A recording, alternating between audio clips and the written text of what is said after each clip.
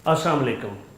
अकमल शहजाद गुमन आपकी खिदमत में हाज़िर है। मुझे बिल्कुल इल्म नहीं था, लेकिन साल भर पहले मेरा ये यूट्यूब चैनल बना हुआ था, तो मुझे पिछले दिनों में पता चला। तो बजाय इस इंतज़ार के और ये सिचुएशन को आइडलाइज़ करने के कि फ़लाँ टीवी पे प्रोग्राम हो या फ़लाँ पे हो, तो मैंने कहा कि कुछ अपनी तरफ से कंट्रीब्यूट किया जाए।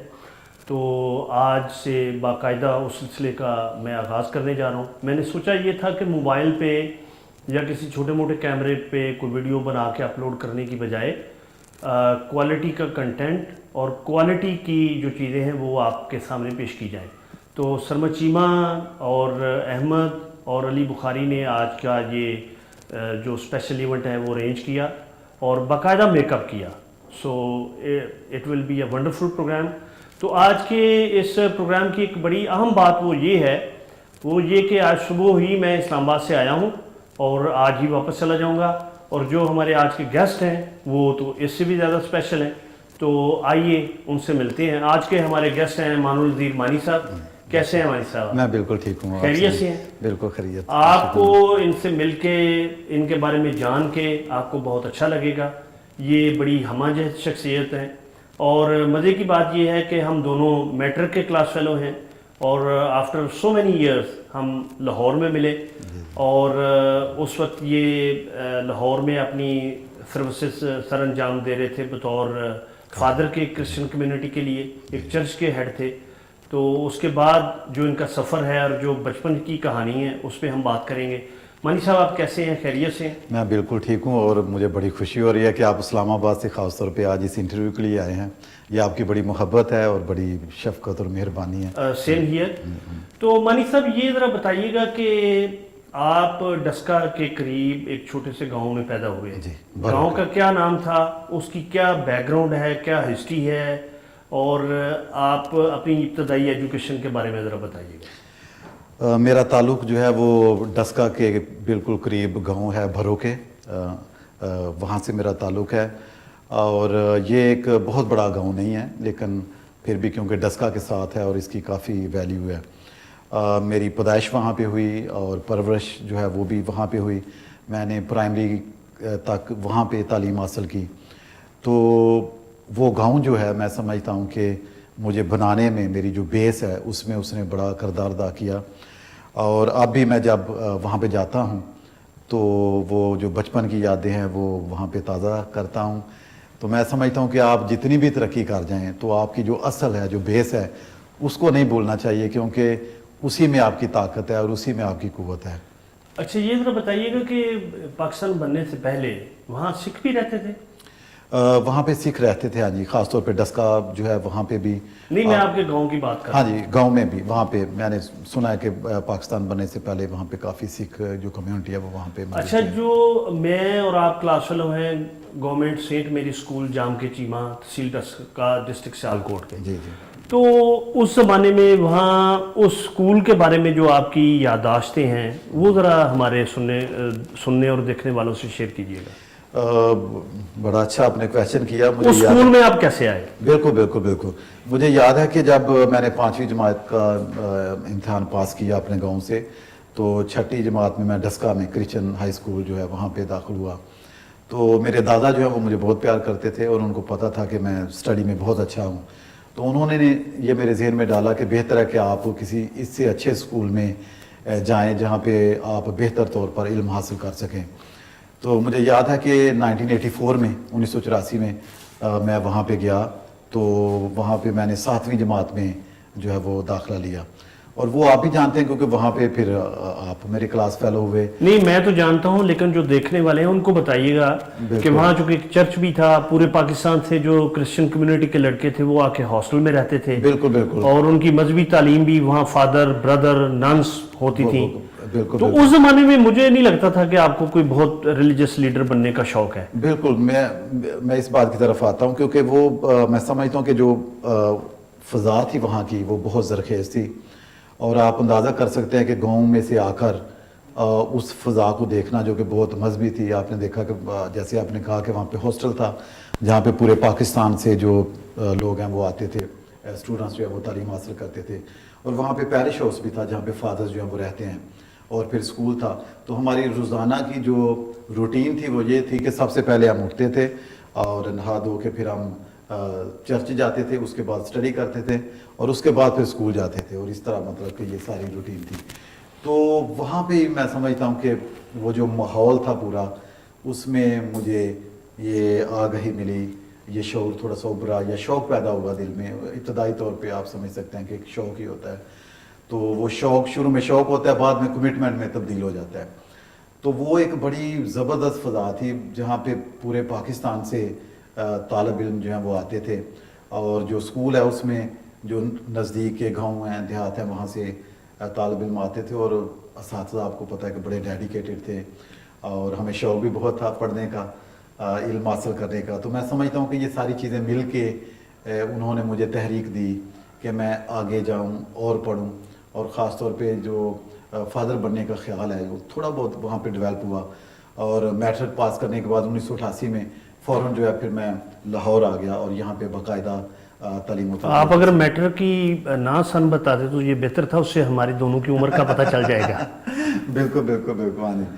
تو پھر صرف میٹرک تک تعلیم نہیں میں نے حاصل کی, آ کے پھر ایف اے کیا, اس کے بعد بی اے کیا, اور اس کے بعد ایم اے انگلش کیا. آپ کو بھی پتہ ہے نہیں, ریلیجس تعلیم یہ آپ کی کتنے سالوں کی ہوتی تو ہے؟ یہ جو پاکستان میں جو کاہن بھی ہم کہتے ہیں, پریسٹ بھی اس کو کہتے ہیں, فادر بھی کہتے ہیں, تو اس کی جو تعلیم ہے یہ 12 سال لگ جاتے ہیں. اس میں 4 سال جو ہیں وہ ابتدائی سال ہیں جن میں جو بیسک ایجوکیشن ہے وہ دی جاتی ہے. اس میں انگلش پہ بہت زیادہ زور ہے, بائبل کی تعلیم ہے, اور دنیاوی تعلیم ہے اس کے علاوہ, اور 2 سال جو ہے وہ فلاسفی پڑھائی جاتی ہے, اور یہ 6 سال ہو گئے. اس کے بعد پھر 4 سال جو ہے وہ علم الہیات کی تعلیم ہے. اس میں مختلف مذاہب کے بارے میں ہم پڑھتے ہیں, اور مجھے یاد ہے کہ وہاں پہ میں نے قرآن پاک کا مطالعہ کیا. تو جو ہمارے پروفیسر تھے, ایک اسلام کا سبجیکٹ تھا, اور ہمارے لیے یہ ضروری تھا کہ ہم اس کا مطالعہ کریں, پڑھیں کہ قرآن پاک میں کیا لکھا ہے. مجھے یاد ہے کہ آپ نے بتایا تھا کہ آپ نے پورا قرآن شریف ترجمے کے ساتھ پڑھا. بالکل بالکل, انگلش جو ہے اس میں ترجمے کے ساتھ پڑھا, تو وہ بہت اچھا لگا. کیونکہ میں آپ کتنی عمر میں فادر بن گئے تھے؟ 29 ایئرس, ہاں جی, 29 سال کی عمر میں جو ہے وہ میں کاہن مقرر ہوا. ہاں جی. اچھا, یہ ذرا بتائیے گا کہ آپ ساتھ شاعری بھی کرتے ہیں, کوئی کئی کتابیں آپ کی چھپ چکی ہیں, تو اس میں یعنی فادر ہونے کے ساتھ, اور یہ جو آپ کی شاعری ہے وہ مذہبی تو کسی حد تک تھی, لیکن آپ نے بالکل نیچر اور فطرت کے قریب رہ کے شاعری کی, تو یہ دونوں سمتوں کو کس طرح آپ نے سنبھالا؟ میں سمجھتا ہوں کہ جو جیسے آپ نے کہا کہ نیچر اور فطرت, مجھے لگتا ہے کہ یہ میرے گاؤں سے مجھے ملی, کیونکہ آپ کو پتہ ہے کہ ایک آزاد فضا جہاں پہ آنکھ کھولی, اور جو محسوسات ہیں نیچر کے بہت قریب جو ہے میں رہا, تو وہاں سے یہ چیزیں میرے اندر تھیں. اور جب مجھے تھوڑا سا ماحول ملا لاہور میں آ کر, جو کاہن تھے وہاں پہ سیمنری میں جہاں پہ میں فادر بننے کے لیے گیا, تو وہ خود بہت اچھے شاعر تھے, وہ گیت لکھتے تھے جو مذہبی گیت ہے. تو وہاں پہ میں نے 1988 میں پہلی ایک نظم لکھی اور ایک آرٹیکل لکھا. تو میں نے محسوس کیا کہ یہ میں لکھ سکتا ہوں, شعور مجھے ہوا. تو اس کے بعد پھر میں نے باقاعدہ طور پہ لکھنا شروع کیا, کتابیں پڑھنا شروع کی, جو مختلف شعراء کرام ہیں ان کو پڑھا. تو اس طرح میں سمجھتا ہوں کہ وہ ایک سلسلہ شروع ہوا, اور پھر آگے ہی میں بڑھتا گیا. تو پاکستان میں کس کس چرچ میں آپ نے خدمات سر انجام دی, اور کن کن شہروں میں؟ بالکل, تو پاکستان میں لاہور میں جہاں پہ میں نے تعلیم حاصل کی, تو 2001 میں جب میں کاہن بن گیا, فادر بن گیا, تو میری جو پہلی اپوائنٹمنٹ ہے وہ وہاں پہ ہوئی جہاں پہ میں نے ابتدائی تعلیم حاصل کی, لاہور میں میسن روڈ پہ, جہاں پہ آپ بھی آتے رہے ہیں. تو پھر وہاں پہ میری اپوائنٹمنٹ ہوئی 2001 میں, مجھے فلپائن بھیجا گیا اسٹڈی کے لیے, وہاں پہ اسٹڈی کر کے آیا, تو پھر مجھے وہاں پہ دوبارہ مقرر کر دیا گیا. اور اس کے بعد میں نے 4 سال وہاں پہ کام کیا, اور اس کے بعد پھر سیالکوٹ مرے کالج کے سامنے وہاں پہ سینٹ جوزف چرچ ہے, تو وہاں پہ میں نے 2 سال خدمت کی. اور اس کے بعد میں اعلیٰ تعلیم کے لیے اٹلی چلا گیا 2008 میں. تو پھر وہاں پہ میں نے ہسٹری جو ہے گریگورین یونیورسٹی روم کی, جو بہت بڑی یونیورسٹی ہے اور فیمس ہے ورلڈ میں, تو وہاں سے میں نے بہت اچھے مارکس میں جو ہے کیا. اور تھیسس جو میرا تھا وہ تھا مشنریز پہ, کیونکہ میں خود بہت انسپائر تھا. آپ بھی جانتے ہیں جو مشنریز فادر تھے بیلجیم سے, خاص طور پہ فادر یوبرٹ آپ جانتے ہیں, فادر البان, انہوں نے بہت سارا کام کیا ہماری اس دھرتی پہ. تو ان سے میں انسپائر تھا. تو پھر میرا تھیسس جو ہے وہ میں نے ان مشنریز پہ, ان کی خدمت پہ جو انہوں نے پاکستان میں کی, کہ کس طرح انہوں نے اپنا کلچر اپنی ثقافت چھوڑی اور وہ ہمارے درمیان آئے اور یہاں پہ آ کر انہوں نے کام کیا. تو اس پہ تھا. تو یہ ایک سفر ہے جو شروع ہوا اور پھر اٹلی تک آگے. تو اٹلی میں آپ مجھے بتا رہے تھے کہ آپ نے اٹالین لینگویج بھی سیکھی. بالکل بالکل, یہ اٹالین لینگویج ہے, یہ بہت خوبصورت لینگویج ہے. اور جب میں وہاں پہ گیا تو مجھے تو کچھ بھی نہیں آتا تھا اسٹارٹنگ میں. تو انہوں نے جو ادارہ جہاں پہ میں گیا انہوں نے ایک ٹیچر کو مقرر کیا. تو اس ٹیچر نے ہمیں 3 ماہ میں اٹالین جو ہے وہ بولنا سکھا دیا. تو جب یونیورسٹی میں گیا تو یونیورسٹی کی یہ روایت ہے کہ وہ سب سے پہلے آپ کا ٹیسٹ لیتے ہیں کہ اگر آپ واقعی قابل ہیں کہ آپ وہ داخل ہو سکتے ہیں. تو وہ پہلی گو میں میں کامیاب ہو گیا, داخلہ جو مجھے مل گیا. تو وہ میں سمجھتا ہوں کہ بہت محنت کرنی پڑی. آپ دیکھیں کہ کوئی بھی کام جو ہے دنیا میں آپ کو آسانی سے حاصل نہیں ہوتا, آپ کو بہت محنت کرنی پڑتی ہے. میں تو وہ کہتا تھا کہ it's just wrestling, wrestling with the language.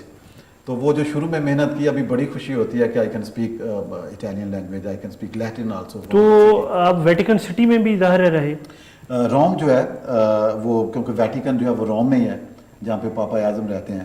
تو مجھے یہ بڑی خوشی ہے کہ میں تقریباً 3 سال روم میں رہا. تو وہاں پہ جو ریڈیو ویٹیکن ہے, جو پاپا اعظم کا ریڈیو ہے, تو وہاں پہ میں ایز اے براڈ کاسٹر بھی کام کرتا رہا ہوں.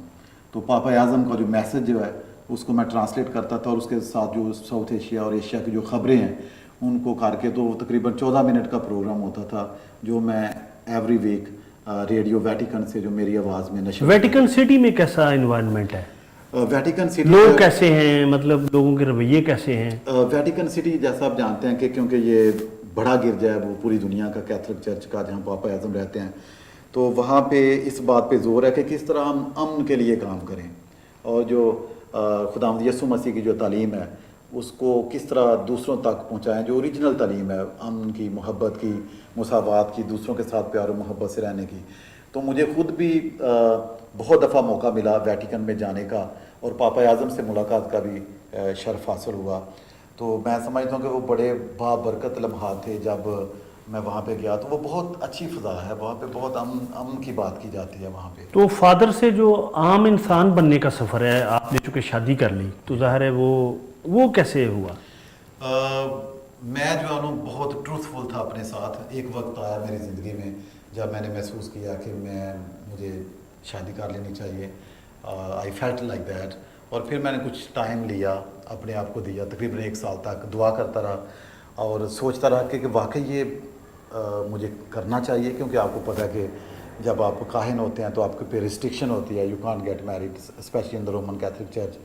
اور آپ جب کرتے ہیں تو آپ کو بہت ساری مخالفت کا سامنا ہوتا ہے, معاشرے کا پریشر آپ پہ ہوتا ہے, اور فیملی کا خاص طور پہ بہت زیادہ پریشر ہوتا ہے. کیونکہ فیملی سمجھتی ہے کہ جب اگر آپ شادی کر لیتے ہیں تو آپ نے کوئی بہت برا کام کر دیا ہے اور آپ نے اچھا کام نہیں کیا. لیکن میں نے دیکھا کہ یہ آپ کی زندگی ہے, ٹھیک ہے, کیونکہ میں یورپ میں بھی وہاں پہ جا کے تعلیم حاصل کی. تو میں نے دیکھا کہ والدین جو ہیں, کیونکہ وہ بچوں سے بہت پیار کرتے ہیں, تو وہ ایک وقت آتا ہے وہ مان جاتے ہیں, ٹھیک ہے, تو وہ آپ کے فیصلے کو قبول کر لیتے ہیں. تو ایسا ہی ہوا. میں نے اپنے آپ سے سچائی کے ساتھ کام لیا اور میں نے محسوس کیا کہ میرے لیے بہتر ہے, مجھے شادی کرنی چاہیے, کر لینی چاہیے. I felt like that. یہ کب کی آپ نے شادی؟ یہ 2012 میں, 2012 میں. وہ 7 سال ہو گئے ہیں ابھی. اچھا گڈ. تو اس کے بعد آج کل کہاں, انگلینڈ میں رہ رہے ہیں؟ بالکل بالکل. تو جب میں نے ڈسکنٹینیو کیا رومن کیتھولک چرچ کو. اچھا, یہ چرچ کے ادارے کی طرف سے بھی مخالفت ہوتی ہے یا اس کی کوئی مزاحمت ہوتی ہے؟ یہ مزاحمت ہوتی ہے, ظاہر ہے. میں اسٹڈی کے لیے گیا تھا تو انہوں نے اس کو اتنا اچھا نہ سمجھا کہ میں نے یہ فیصلہ کر لیا. لیکن جب میں نے ان کو واضح کیا, لکھا ای میل کے ذریعے کہ یہ میرا فیصلہ ہے, تو وہ ڈسٹرب بھی ہوئے. لیکن مجھے یاد ہے کہ جو سپیریئر تھے فادر, انہوں نے مجھے لکھا کہ ٹھیک ہے, ہمیں افسوس ہے کہ آپ چھوڑنا چاہ رہے ہیں, لیکن پھر بھی آپ کی مرضی ہے کہ جیسا آپ بہتر سمجھ رہے ہیں, this is your call, this is your life. تو وہاں پہ روم میں پھر چرچ آف انگلینڈ جو ہے ان سے میرا رابطہ ہوا. تو چرچ آف انگلینڈ جو ہے وہاں پہ میریڈ کلرجی ہے, پریسٹ جو ہیں. تو وہاں پہ کوئی قدغن نہیں ہے کہ اگر آپ میریڈ ہیں تو آپ خدمت نہیں کر سکتے یا آپ خدا کا کام نہیں کر سکتے, یہ وہ. تو وہاں پہ جا کے بہت اچھا لگا. ایک بڑا لمبا اور پروسیس تھا, بہت سارے انٹرویوز تھے جن میں سے گزرنا پڑا. اس میں ایک پینل ہوتا ہے, اس میں تقریباً 12-13 لوگ تھے, اس میں 3 بشپس تھے, جنہوں نے تھیولوجی کے کویشچن کیے، جو ڈاکٹرین ہے کرسچن ڈاکٹرین اس کے حوالے سے کویشچن کیے، تو انہوں نے بہت باریک بینی سے دیکھا کہ واقعی میری بلاہٹ ہے، میں آگے جا سکتا ہوں. تو خدا کے فضل سے، والدین کی دعاؤں سے، بہن بھائیوں کی دعاؤں سے، دوستوں احباب کے پیار کی وجہ سے تو میں کامیاب ہوا اس میں. تو میں سمجھتا ہوں کہ جو کامیابی ہے جب آپ سنسیئر ہوتے ہیں اپنے آپ کے ساتھ، جب آپ اپنے ضمیر کے ساتھ سنسیئر ہوتے ہیں، تو وہ پھر آپ آواز سنتے ہیں تو اللہ تعالیٰ بھی اس پہ خوش ہوتا ہے. تو میں سمجھتا ہوں کہ اگر میں وقت پہ فیصلہ نہ کرتا، جیسے ابھی میں اپنے آپ کو کامیاب تصور کرتا ہوں کہ جو دوبارہ خدا نے، اللہ تعالیٰ نے مجھے بحال کیا، اور ابھی میں یو کے میں خدمت انجام دے رہا ہوں. وہاں پہ ایک پیرش ہے جس میں سارے وائٹ برٹش. پہلے آپ لندن میں تھے؟ پہلے میں اٹلی میں تھا. تو نہیں، لندن میں 3 سال تو ہو گئے نا آپ کو انگلستان میں؟ نہیں، 5 سال ہو گئے. اچھا. تو پہلے 2 سال جو ہے وہ لندن کے نزدیک ہی تھا، پورٹسمouth ڈائسس وہاں پہ تھا. تو ابھی جو میرا تبادلہ جو ہے وہ یارک ڈائسس میں، جو نارتھ ہے یو کے کا، وہاں پہ ہوا ہے. یہ لندن سے تقریباً 4 گھنٹے کا کار پہ فاصلہ ہے. تو وہاں پہ ساری کمیونٹی جو ہے وہ وائٹ برٹش ہے، اور تقریباً 20,000 سے زیادہ لوگ ہیں جن کا میں پاسبان ہوں، رہنما ہوں. اور وہاں پہ ساری جو لیکچر ہے، خاص طور پہ اتوار کے دن جو واز ہے وہ سارا انگلش میں ہوتا ہے. تو کئی بار بڑا فخر بھی ہوتا ہے، خوشی بھی ہوتی ہے کہ اللہ تعالیٰ نے ہمیں کہاں سے، ایک گاؤں سے مجھے مطلب کہ اٹھایا، فضل بخشا. میں اٹلی میں گیا، وہاں پہ تعلیم مکمل کی، اور ابھی یو کے میں جہاں پہ ایک بہت ایڈوانس معاشرہ ہے، اور یہ جو برٹش لوگ ہیں وہ ہم پہ حکومت کرتے ہیں، آپ کو پتہ ادھر رہے ہیں. تو ابھی ہمیں موقع ملا کہ ہم جا کے ان کو سکھائیں باتیں خدا کے کلام میں سے. تو وہ بڑی ایک خوشی بھی ہوتی ہے کہ اللہ تعالیٰ کے یہ کیسے کام ہے. اللہ تعالیٰ وہ برکت دیتا ہے اپنے انسانوں کو، بندوں کو، اور ان سے کام لیتا ہے اپنے مطابق جہاں پہ بھی کام. اچھا، یہ ذرا بتائیے گا کہ آپ کی یہ جو لائن ہے پریسٹ بننے کی، یا جس میں مختلف لوگ ہوتے ہیں، مختلف ملکوں کے ہوتے ہیں، تو اس میں بھی وائٹ بلیک کا کوئی ڈسکرمنیشن ہوتی ہے؟ یورپ میں کچھ جگہ ایسی ہے جہاں پہ جو ایشین لوگ ہیں ان کے ساتھ اچھا برتاؤ نہیں کیا جاتا. تو جو یورپین کلچر ہے، خاص طور پہ یو کے میں، آپ کسی کو اگر حقارت کی نظر سے دیکھتے ہیں تو یہ ایک کرائم ہے ان کے لاء کے مطابق. نہیں، میں صرف آپ کی اس کی مشنری اداروں کی بات کر رہا ہوں کہ اگر آپ فرض کریں آپ فادر ہیں، پریسٹ ہیں، تو آپ کو آپ کے رنگ کی وجہ سے ڈسکرمنیشن کی جاتی ہے اور ان کے آپ کے اپنے سرکلز میں؟ نہیں، ابھی میں نے نہیں تجربہ کیا کوئی بھی ایسا. یو کے میں خاص طور پہ نہیں تجربہ کیا، اور اس سے پہلے بھی نہیں کیا، لیکن لوگوں میں ہوتا ہے کچھ جو عام کچھ لوگ ہیں. اچھا، یہ ذرا میں اب اس طرف آتا ہوں. تو مجھے یہ ذرا بتائیے گا کہ یورپ میں جس طرح سائنس اور مذہب کی ایک قسم کی چپکلش رہی، جی تو الٹیمیٹلی لوگوں نے بہت آزادیاں وہاں حاصل کی، اور چرچ کا بڑا ظلم و ستم کا ایک اس پہ بہت لٹریچر بھی لکھا گیا. تو اب آپ سمجھتے ہیں کہ چرچ جو ہے وہ تھوڑا ٹیم اپ ہو گیا ہے؟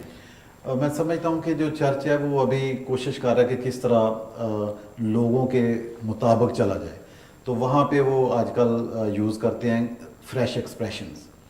تو یہ جو ہے فریش ایکسپریشن کا مطلب ہے کس طرح ہم وقت کے تقاضوں کے مطابق جو ڈیولپمنٹ ہوئی ہیں اور جس طرح لوگ بن گئے ہیں.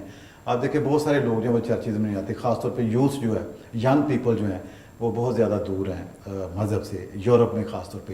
پاکستان میں ایسا نہیں ہے. اگر آپ چرچز میں جائیں جب ہمارے روزے ہوتے ہیں یا اتوار کے دن بھی، تو آپ کو بہت سارے بچے، خواتین، نوجوان جو ہیں وہ چرچز میں نظر آئیں گے. لیکن افسوس سے کہنا پڑ رہا ہے کہ یورپ جو ہے وہ بہت زیادہ دور چلا گیا ہے. اس میں سمجھتا ہوں کہ جو مادیت پسندی ہے، کہ لوگ جو ہیں وہ مٹیریلسٹک ہو گئے ہیں، زیادہ مادی چیزیں جو ہیں اس میں، تو اس کا یہ کردار ہے. لیکن چرچ جو ہے خاص طور پہ وہ اس کی ابھی یہ اپروچ ہے کہ لوگ جو مذہب سے دور چلے گئے ہیں کس طرح ان کو دوبارہ واپس لایا جائے، یا واپس نہ بھی لایا جائے، کس طرح ان کے مطابق جو ہے وہ اپنے آپ کو ڈھالا جائے. تو چونکہ انسان رب کے پاس جاتا ہے یا عبادت گاہ میں جاتا ہے تو وہ آسانیاں اور اپنے لیے سہولیات کے لیے دعائیں کرتا ہے. تو ان لوگوں کو چونکہ یہ ساری آسانیاں اور آسائشیں مل چکی ہیں، تو اس کی ایک ریزن یہ تو نہیں ہے کہ یہاں چونکہ غربت ہے اور لوگ سپریسڈ ہیں تو یہاں یہ مذہب کی طرف زیادہ رجحان ہے، اور وہاں چونکہ لوگوں کو آزادی ہے، آسائشیں ہیں، آسانیاں ہیں، تو لہذا وہ کہہ رہے ہیں کہ بھئی مذہب کی اس طرح ہماری زندگیوں میں رول نہیں ہے جس طرح کہ یہاں ہمارے ایشین سوچتے ہیں. بالکل، یہ آپ کا بہت اچھا انالیسز ہے، مشاہدہ ہے، اور واقعی ایسے ہی ہے کیونکہ آپ دیکھتے ہیں کہ میں نے یہاں پہ بھی پاکستان میں بھی بہت کام کیا ہے، خدمت جو ہے انجام دی ہے، اور وہاں پہ بھی ایڈوانس معاشرہ جو ہے ترقی یافتہ جو ملک ہے UK، وہاں پہ بھی تو میں دیکھتا ہوں کہ جتنا انسان غریب ہوتا ہے اتنا ہی اس کا ٹرسٹ جو ہے وہ خدا پہ، اللہ تعالیٰ کی ذات پہ ہوتا ہے. تو جتنا انسان ترقی کرتا جاتا ہے، علم میں آگے بڑھتا جاتا ہے، اور جو ترقی یافتہ معاشرے ہیں وہاں پہ بہت زیادہ فقدان ہے. تو کیا میں آپ کی اس بات سے یہ نتیجہ اخذ کروں کہ جو مذہبی لوگ ہیں وہ یہ چاہتے ہیں کہ لوگ غریب رہیں، ان کی مزریز اسی طرح رہیں تاکہ وہ خدا کے قریب رہیں؟ اب ایک طرح سے میرا نہیں خیال کہ وہ چاہتے ہیں، ٹھیک ہے، کوئی بھی نہیں چاہے گا کہ وہ غریب رہے. میرا خیال ہے کہ جو غربت ہے، غریب ہونا، وہ ایک فرق چیز ہے. وہ تو پاورٹی جو ہے کوئی بھی نہیں چاہتا، کیونکہ وہ تو ایک بذات خود ایک بری بات ہے کہ کوئی انسان جو غربت کی لائن ہے اس سے نیچے زندگی گزارے. وہ چاہتے ہیں کہ بے شک آپ غریب ہیں لیکن آپ اللہ تعالیٰ کی طرف آئیں، آپ جو ایجوکیشن ہے اس کی طرف آئیں. تو وہ ایک کوشش رہتی ہے. تو میں سمجھتا ہوں کہ یہ ایک اچھی کوشش بھی ہے جو ہمیشہ مذہبی لوگ جو ہیں وہ کرتے رہتے ہیں. لیکن آپ دیکھیں کہ جو دنیا جو ہے، معاشرہ، جو ویلیوز جو ہیں وہ بدل گئی ہیں. اچھا، یہ ذرا مانی صاحب بتائیے گا کہ پاکستان میں آپ سمجھتے ہیں کہ کرسچن کمیونٹی کے ساتھ ڈسکرمنیشن کیا جاتا ہے؟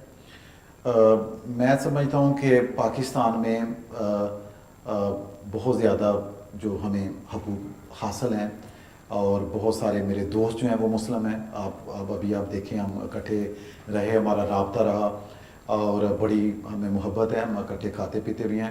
میں سمجھتا ہوں کہ یہ شاید تھوڑے سے کوئی لوگ ہوں گے جو اس طرح مطلب کہ کوئی واقعات ہوتے ہوں گے، لیکن جنرلی میرے بہت اچھے مسلم دوست ہیں جو بہت پیار کرتے ہیں اور بہت قدر کرتے ہیں. تو میں سمجھتا ہوں کہ ہر معاشرے میں کہیں پہ بھی آپ چلے جائیں، آپ UK میں چلے جائیں، آپ کو بہت سارے کرسچن ہوں گے جو کہ آپ کو اس طرح نظر آئیں گے، جو ڈسکرمنیشن کرتے ہوں گے، اور جو اچھی جو انسانی ویلیو ہیں، جو اقدار ہیں، ان کے مطابق زندگی بسر نہیں کرتے. تو میں سمجھتا ہوں کہ ہر معاشرے میں آپ کو تھوڑی بہت مثالیں ملتی ہیں، لیکن اوور آل میں سمجھتا ہوں کہ ایسی صورتحال نہیں ہے. اچھا، اپنے گاؤں کی یاد آپ کو کتنی آتی ہے، یا اس سوسائٹی سے، اس معاشرے سے، یا جو آپ کی اس سے آپ کتنی فیلنگ محسوس کرتے ہیں یا اٹیچمنٹ محسوس کرتے ہیں؟ وہ معاشرہ آپ سمجھتے ہیں کہ بہت انڈیویجولسٹک معاشرہ ہے، جہاں پہ انسان جو ہیں وہ رہتے وہ بڑے فرق انداز سے ہیں. ایک شخص جو ہے وہ فیل کرتا ہے کہ میں اکیلا رہ سکتا ہوں. وہاں پہ ابھی 94 جو میری کمیونٹی ہے جہاں پہ میں پریسٹ ہوں، کاہن ہوں، خدمت انجام دے رہا ہوں، تو 94 ایئرس کی ایک خاتون ہے جو کہ بڑی چاقو چوبند ہے، ابھی بھی چرچ میں آتی ہے، آ کے چرچ کو کھولتی ہے، آ کے وہ چیزیں وغیرہ تیار کرتی ہے، ٹھیک ہے.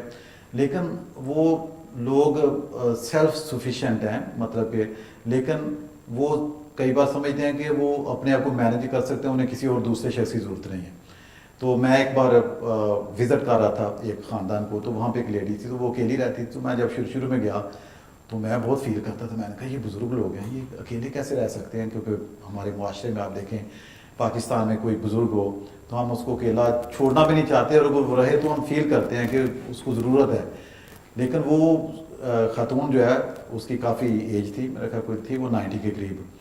تو اس نے مجھے کہا کہ no I can't live with anyone else, I want to live alone, I enjoy life like that. تو وہ بڑا مجھے شوق بھی ہوا، تو حیرانی بھی ہوئی کہ یہ دو معاشرے ہیں. آپ دیکھیں پاکستان میں we love other people, we want to live other people, اور ہم اپنے بزرگوں کو اپنے ساتھ بھی رکھنا چاہتے ہیں، ہم برکت سمجھتے ہیں ان کو اپنے پاس رکھنا، ان کی خدمت کرنا. تو وہاں پہ ایسا نہیں ہے، لوگ بہت تنہائی کا شکار ہیں. بچے جو ہیں وہ والدین کو اولڈ ایج ہوم جو ہے وہاں پہ چھوڑ دیتے ہیں، کئی بار وزٹ کرتے ہیں، کئی بار نہیں وزٹ کرتے. تو جو یورپین معاشرہ ہے ان کا سب سے بڑا مسئلہ جو ہے وہ تنہائی ہے، وہ تنہائی کی غربت میں ہے. آپ اس کو بھی ایک غریبی. تو ہمارے معاشرے کا سب سے بڑا المیہ کیا ہے؟ ہمارے معاشرے کا جو میں سمجھتا ہوں جو بہت بڑا المیہ ہے ہماری غربت ہے، پاورٹی ہے ہمارے معاشرے میں، اور سسٹم جو ہے اس کی خرابی ہے. اچھا، میں مانی صاحب آپ کو جو گاؤں کے حوالے سے میں نے سوال کیا وہ یہ تھا دراصل کہ آپ جانتے ہیں کہ کرسچن کمیونٹی اور جو مسلمان تھے، ان ذمہ دار، ان کی آپس میں سیپ ہوتی تھی، اور سیپ مینس کہ دے ور ایکولی پارٹنر. تو اس میں یہ نہیں تھا کہ یہ ایون جو مسلمانوں کی اگر کوئی فوتگی ہوتی ہے تو وہ افسوس کے لیے کرسچن بھی آتے تھے اور مسلمان بھی جاتے تھے، بلکہ بعض اوقات یہ ہوا کہ ایک جو کرسچن آیا تو اس نے کہا کہ دعا کریں گے، تو سب نے ہاتھ اٹھا لیے. تو اسی طرح جو ہم سینٹ میری اسکول جام کے چیمہ میں پڑھتے تھے تو مجھے بڑی اچھی طرح یاد ہے کہ پہلے قرآن شریف پڑھا جاتا تھا، جی جی، پھر بائبل کی تلاوت ہوتی ہے. جی جی. تو آپ اس ساری انوائرمنٹ کو مس کرتے ہیں، یا جو آج کا معاشرہ ہے اور جو آپ نے بچپن میں دیکھا، جو لڑکپن میں دیکھا، اس میں کوئی فرق محسوس کرتے ہیں سوسائٹی میں؟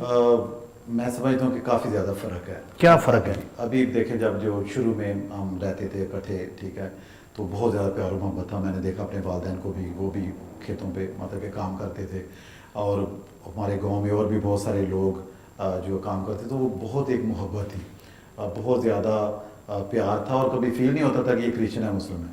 اور میں یہ خوشی کے ساتھ کہتا ہوں کہ ہمارے گاؤں میں کبھی پرابلم نہیں، کرسچن مسلمس کی کبھی نہ لڑائی ہوئی ہے، نہ کبھی کوئی پرابلم ہوئی ہے.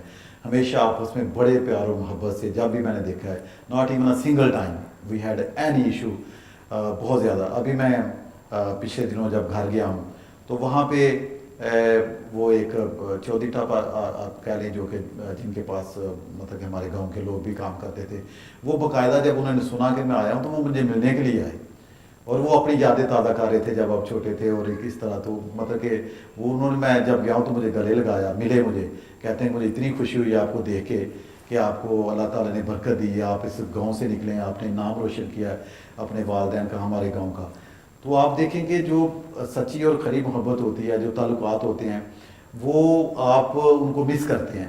تو وہ مجھے بڑی اپنائیت بھی فیل ہوئی. میں نے کہا کہ یہ آپ ہمارا جو کلچر ہے، جب ہم کہیں پہ بھی چلے جائیں تو جو ایک جینون محبت ہے جو ہے وہ مطلب رہتی ہے. ہمارے پرٹیکولر معاشرے میں یہ جو بدلاؤ ہے، جو تبدیلی ہے، یہ کیوں آئی؟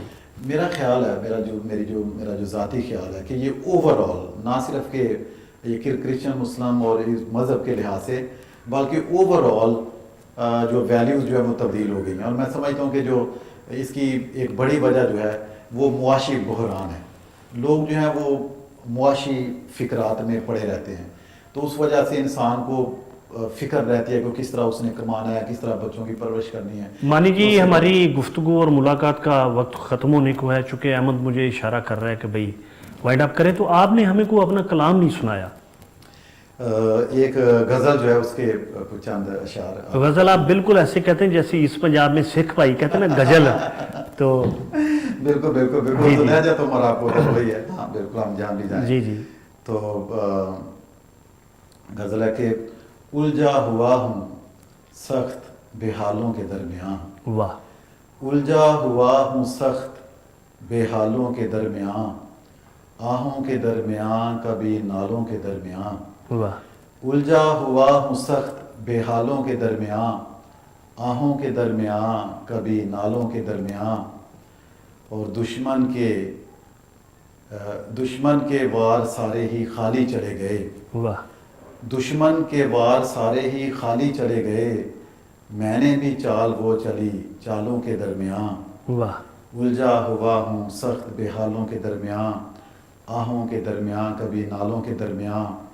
اور آنکھوں میں خواب رکھ کے یہ کہتی ہیں بیٹیاں، آنکھوں میں خواب رکھ کے یہ کہتی ہیں بیٹیاں، چاندی اترتی ہے تو کیوں بالوں کے درمیان. واہ واہ.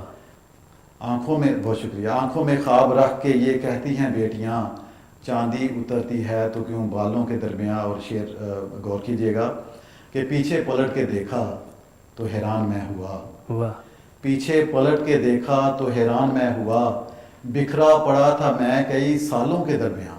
واہ واہ واہ. الجھا ہوا ہوں سخت بے حالوں کے درمیان، آہوں کے درمیان کبھی نالوں کے درمیان. واہ واہ. آپ کی کتنی کتابیں چھپ چکی ہیں شاید؟ 6 کتابیں جو ہیں وہ شائع ہو چکی ہیں. ان میں 4 شعری مجموعے ہیں اور 2 جو ہیں وہ ریسرچ ہے، ہسٹوریکل. ایک وہ ذرا غزل سنائیے گا جس کو آپ کہہ رہے تھے کہ یوٹیوب پہ بہت چرچا ہے.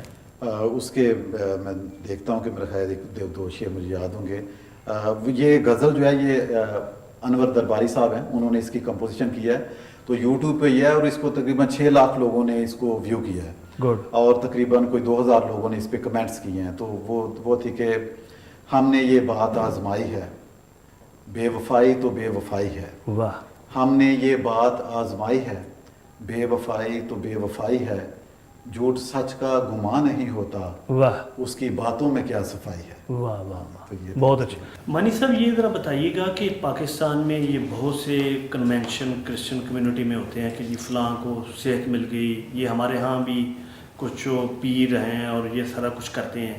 تو اس میں جب سائنس اتنی ترقی کر چکی ہے اور اتنے علاج دریافت ہو چکے ہیں، تو میں نے ایک دفعہ ایک سائیکیٹرسٹ سے سوال کیا تھا، تو میں نے کہا کہ جی یہ جعلی پیروں کے پاس جانا چاہیے؟ اس نے کہا اگر کوئی جاتا ہے تو کوئی مسئلہ نہیں۔ میں بڑا حیران ہوا کہ سائیکیٹرسٹ یہ کہہ رہے ہیں۔ تو انہوں نے کہا کہ بات یہ ہے کہ ہم دوائیوں سے اور باتوں سے علاج کرتے ہیں، اور وہ بھی باتیں کرتے ہیں، اور تھوڑا کسی کو اگر حوصلہ ہوتا ہے، کوئی فیس نہیں دے سکتا یا دوائی نہیں لے سکتا، تو یہ کیا یہی ریزن ہے جس کی وجہ سے یہ جو ہمارا مذہبی طبقہ ہے یہ لوگوں میں درد دل بھیجتا ہے؟ میرا خیال ہے کہ کچھ لوگ جو ہیں واقعی ان کا ایمان ہوتا ہے، بہت پختہ ایمان ہوتا ہے کہ وہ ان کو شفا ملے گی جب وہ دعا کریں گے، نماز میں جائیں گے، یہ وہ، تو وہ کچھ کو مل بھی جاتی ہے، ٹھیک ہے، یہ ایمان کا معاملہ ہے۔ اور بہت دفعہ بہت سارے لوگ جو ہیں ان کو شفا نہیں ملتی، اور میں سمجھتا ہوں کہ شاید وہ ان کا وہ پختہ ایمان نہیں ہوتا یا وہ بھروسہ نہیں ہوتا۔ تو بعض کا تو ان لوگوں کو بھی ویسے ہی ٹھیک ہو جاتے ہیں یا میڈیسن سے یا بغیر دعا کے، بالکل تو ان کا ایمان بھی نہیں ہوتا، تو وہ کیسے ٹھیک ہو جاتے ہیں؟ تو یہ میں سمجھتا ہوں کہ یہ بڑا کویشچن ہے، کویشچنیبل بات ہے، ہاں جی، اور سوچا جا سکتا ہے، غور و فکر کیا جا سکتا ہے، تو یہ بڑا ایک ذاتی معاملہ ہے۔ اچھا، میرا غالباً سوال لمبا ہو گیا تو اس میں بیچ میں کہیں بات دب گئی۔ میں یہ کہہ رہا تھا کہ جو کرسچن کمیونٹی میں بھی جو مذہبی رہنما ہیں، کیا یہ بھی لوگوں کی مجبوریوں کو ایکسپلائٹ کرتے ہیں؟ میں اس حوالے سے یہ نہیں سمجھتا کہ ایکسپلائٹ کرتے ہیں، لیکن دیکھیں وہ اپنی ایک ذمہ داری نبھاتے ہیں، اور ابھی آپ دیکھیں کہ کچھ چیزیں ہوتی ہیں جو پاپولر ہو جاتی ہیں آج کل کے دور میں۔ یہ جو شفا کا کام ہے یہ کافی پاپولر ہے کہ آپ اکٹھے ہوں، آپ دعا کریں، اکٹھے مل کے گیت گائیں، یہ وہ، تو پہلے ایسا نہیں تھا۔ پہلے لوگ جو صرف چرچ کے اندر دعا کرتے تھے، ایک جو رومن کیتھولک چرچ میں، تو کچھ جو پاسٹر صاحبان ہیں انہوں نے اس کو رواج دیا اونچی اونچی آواز میں، اور کہا کہ آپ آئیں، یہ شفا اس طرح پائیں۔ اور خاص طور پہ یہ جو یورپین کنٹریز ہیں ان میں آپ نے دیکھا کہ کچھ جو ایونجلسٹ ہیں وہ اس طرح کے بڑے بڑے اجتماع کرتے ہیں جس میں وہ دعویٰ کرتے ہیں کہ بہت سے لوگ شفا پاتے ہیں۔ میں سمجھتا ہوں کہ کچھ پاتے بھی ہوں گے، آئی ڈونٹ سے کہ تو پاکستان کی کرسچن کمیونٹی کے حوالے سے آپ کا کیا خیال ہے کہ وہ ان کے بیچاروں کے میزریبل حالات ہیں یا دے آر گروئنگ، یا وہ بہتر ہو رہے ہیں؟ نہیں، میں سمجھتا ہوں کہ پاکستان میں جو مسیحی کمیونٹی ہے انہوں نے بہت ترقی کی ہے۔ اگر ہم دیکھیں کوئی 20-30 سال پہلے، تو جو ایجوکیشن کے لحاظ سے جو ہیں وہ ابھی کافی جو لوگ ہیں، جو مسیحی کمیونٹی ہے وہ پڑھی لکھی ہے، وہ اچھے عہدوں پہ بھی ہیں، انہوں نے ترقی کی ہے ہر لحاظ سے۔ تو میں سمجھتا ہوں کہ یہ ترقی کا عمل جو ہے یہ مجموعی طور پر پورے معاشرے میں یہ ہوتا رہتا ہے، یہ وہ we are not the same people as we were 10 years 20 years۔ So میں سمجھتا ہوں کہ اس حوالے سے مسیحی جو کمیونٹی ہے انہوں نے کافی خدمات بھی ہیں پاکستان میں مختلف شعبوں میں۔ کوئی ایسی بات جو آپ کہنا چاہیں دیکھنے والوں سے؟ میں یہ کہنا چاہتا ہوں کہ ہر انسان جو ہے اس کو اللہ تعالیٰ نے اس میں کوئی نہ کوئی خوبی ڈالی ہے، یا اس کا کوئی مقصد ہے۔ کوئی بھی شخص اس دنیا میں ایسا نہیں ہے جس کی کوئی لائن نہیں ہے، جو کوئی مقصد نہیں ہے، تو وہ فرق ہو سکتے ہیں، لیکن ہمیں اس کو ڈسکور کرنا ہے کہ کون سا پرپز ہے جس کے لیے اللہ تعالیٰ نے مجھے بھیجا ہے۔ تو جب ہم اس کو ڈسکور کر لیں گے، ٹھیک ہے، تو اس کے بعد آئے گا کہ میری کمٹمنٹ کیا ہے اس مقصد کے لیے جس کو میں نے ایکسپلور کر لیا ہے۔ تو جب آپ اپنے مقصد کو پا لیتے ہیں، پھر آپ کو محنت کرنی ہوتی ہے، اپنی لائن اینڈ لینتھ جو ہے وہ کرنی ہوتی ہے، اپنے سیکریفائسز دینی ہوتی ہیں، تو میں سمجھتا ہوں کہ وہی آپ کا ٹیلنٹ ہے۔ تو آپ گا بھی لیتے ہیں؟ آپ کچھ ہے بھی اس طرح سے سنا دیں کچھ؟ اچھا، کیا میں اس وقت آپ کو سناؤں؟ اچھا، تھوڑی سی غزل مہدی حسن کی کچھ غزل سنائیں۔ ہاں جی، آپ تو طبلہ بھی میرے خیال میں بجاتے ہیں؟ طبلہ بھی اور ہارمونیم بھی، ہاں جی، تھوڑا سا آپ اچھا بجاتے ہیں؟ اس وقت تو بس ایسے ہی تھا، بس تھوڑا سا اس کو امپروو کیا۔ ہاں جی۔